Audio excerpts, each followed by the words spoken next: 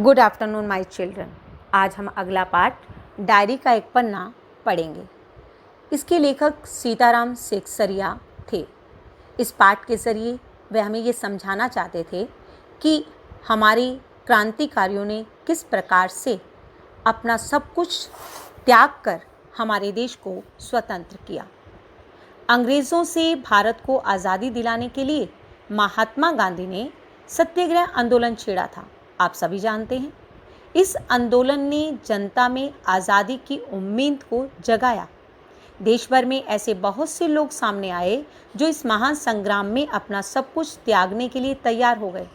26 जनवरी 1930 को गुलाम भारत में पहली बार स्वतंत्रता दिवस मनाया गया। ये बात हमें इस पाठ के द्वारा समझ में आएगी कि 26 जनवरी 1930 को गुलाम भारत में पहली बार स्वतंत्रता दिवस कैसे मनाया गया, क्योंकि हम सभी जानते हैं कि 15 अगस्त 1947 को हमारा देश आज़ाद हुआ। उसके बाद हर वर्ष इस दिन स्वतंत्रता दिवस के रूप में मनाया जाने लगा। आज़ादी के 2.5 साल बाद 1950 को यही दिन हमारे अपने संविधान में लागू हुआ। इस बात को इस पाठ के ज़रिए बताया गया। प्रस्तुत पाठ में सीताराम सेक्सरिया आज़ादी की इच्छा रखने वाले उन्हीं महान इंसानों में से एक थे जो प्रतिदिन जो देखते थे, सुनते थे और महसूस करते थे, उसे अपनी एक निजी डायरी में लिख देते थे। ये कई वर्षों तक चलता रहा। इस पाठ में उनकी डायरी का 26 जनवरी 1931 का जो लेखा जोखा है उसे हम पढ़ेंगे और समझेंगे। अब हम पाठ को समझते हैं। सबसे पहले पैराग्राफ में क्या था बच्चे? 26 जनवरी 1931 के लिए की गई तैयारियों का वर्णन किया गया है कि 1931 में जो स्वतंत्रता दिवस मनाया गया उसकी तैयारियों का वर्णन है। 26 जनवरी 1931 का दिन हमेशा याद रखा जाने वाला दिन है। क्यों? इसके बारे में समझते हैं। 26 जनवरी 1930 के दिन पहली बार सारे हिंदुस्तान में स्वतंत्रता दिवस मनाया गया था और 26 जनवरी 1931 को फिर से वही दोहराया जाने लगा।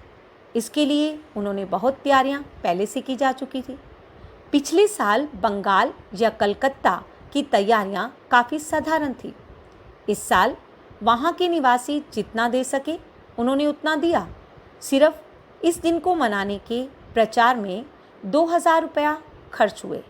बंगाल या कलकत्ता के निवासी सारे कामों के महत्व को समझते थे कि सारा काम उन्हें स्वयं ही करना है।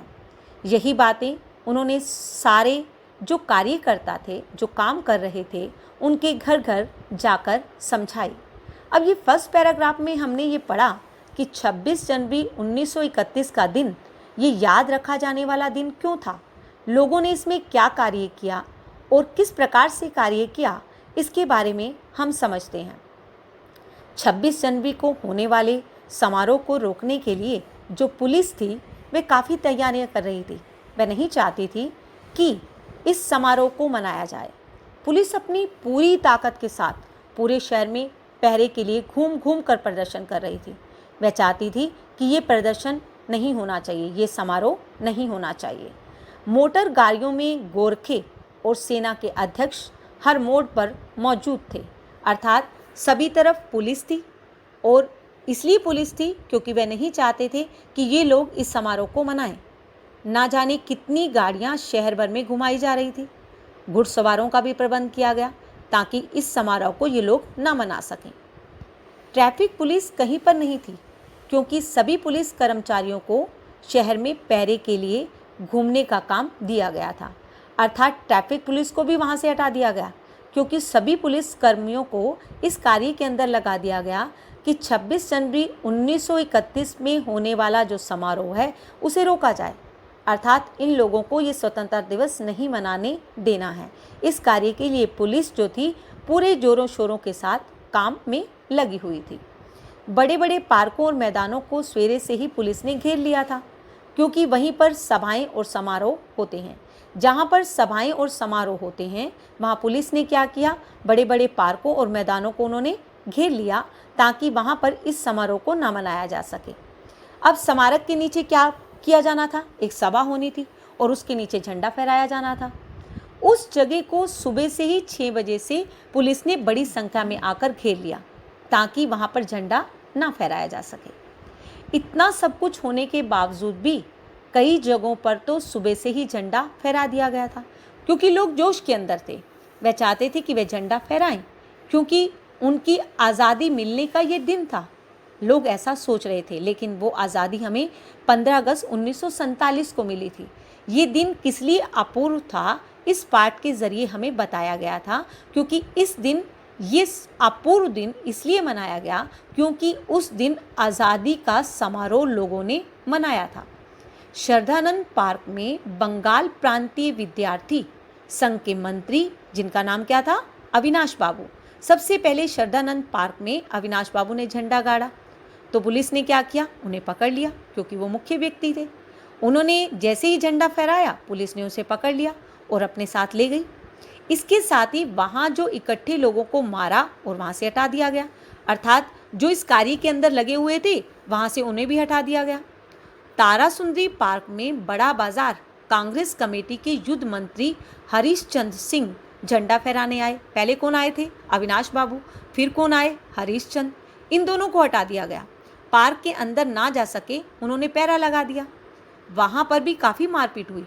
2-4 आदमियों के सर भी फट गए, क्योंकि पुलिस वहाँ पर लगी हुई थी। गुजराती सेविका संघ की ओर से लोगों का एक समूह निकाला गया। मैंने ये बात बतानी ज़रूरी है कि इसमें स्त्रियों ने भी बढ़ चढ़ कर भाग लिया था। अब हमने पहला पॉइंट क्या पढ़ा, गुजराती सेविका संघ। इसकी संघ की ओर से एक समूह निकाला गया जिसमें बहुत सी लड़कियां थी जिन्हें गिरफ्तार कर लिया गया था। अब इस पैराग्राफ में क्या पढ़ा कि अविनाश बाबू ने पहला कदम उठाया। उन्होंने झंडा फहराने की कोशिश की तो उन्हें पकड़ लिया गया। फिर युद्ध मंत्री हरीश चंद्र ने कोशिश की, फिर उन्हें पकड़ लिया गया। फिर स्त्रियों ने, लड़कियों ने कोशिश की, उन्हें पकड़ दिया गया। लेकिन इनका जोश फिर भी कम नहीं हुआ। उन्हें ये लगा कि आज हमें ये झंडा फहराना है। 11 बजे मारवाड़ी बालिका विद्यालय की छात्राओं ने अपने विद्यालय में झंडा फहराने का समारोह मनाया। अब विद्यालय के अंदर भी ये समारोह मनाया गया। और कितने बजे फहराया गया, 11 बजे। वहाँ पर जानकी देवी, नाम ये याद करने होंगे, जानकी देवी, मदालसा, बजाज नारायण, स्वयंसेवी भी वहाँ पर आए। ये जानकी देवी, मदालसा ये मुख्य थे। उन्होंने लड़कियों को समझाया कि उत्सव का मतलब क्या है। लेखक और उनके साथियों ने एक बार मोटर में बैठकर सब तरफ घूमकर देखा। बहुत अच्छा महसूस हो रहा था। जगह जगह पर फोटो खींच रहे थे। लेखक और उनके साथी भी फोटो खिंचवाने का पूरा प्रबंध किया हुआ था। 2-3 बजे पुलिस कई आदमियों को पकड़ कर ले गई। जब लोग नहीं रुक रहे थे ना, तो पुलिस ने क्या किया, 2-3 बजे कई आदमियों को पकड़ा और उन्हें वहाँ से ले गई, जिसमें मुख्य कार्यकर्ता कौन थे, पूर्णोदास और पुरुषोत्तम दास। हमने पहले क्या पढ़ा, अविनाश बाबू ने कोशिश की, फिर हरीश चंद्र ने की, फिर लड़कियों ने की। सभी ने कोशिश की, लेकिन पुलिस ने बारी बारी से इन्हें पकड़ लिया। उन्हें ऐसा लगता था कि अगर हम मुख्य व्यक्तियों को पकड़ लेंगे तो ये समारोह रुक जाएगा। फिर जो पूर्णोदास थे और पुरुषोत्तम दास राय थे, उनको भी पकड़ लिया गया ताकि ये कार्य को ना कर सकें। फिर सुभाष बाबू के जुलूस की पूरी जिम्मेदारी किस पर थी, पूर्णोदास पर थी। अब सुभाष बाबू जो थे वो जुलूस को निकालने की तैयारी कर चुके थे, लेकिन इस कार्य का जो जिम्मा था वो पूर्णोदास पर था। उन्हें पुलिस पकड़ कर ले गई, परंतु वे पहले से ही अपना काम कर चुके थे। स्त्रियां अपनी तैयारी में लगी हुई थी। उन्होंने पूर्णोदास और पुरुषोत्तम राय को पकड़ लिया, लेकिन इस जुलूस को कोई कम नहीं कर पाया। जुलूस के जोश को कोई कम नहीं कर पाया। स्त्रियां अपनी तैयारियों में लगी हुई थी। अलग अलग जगहों से स्त्रियां अपना जुलूस निकालने और सही जगह पर पहुंचाने की कोशिश कर रही थी।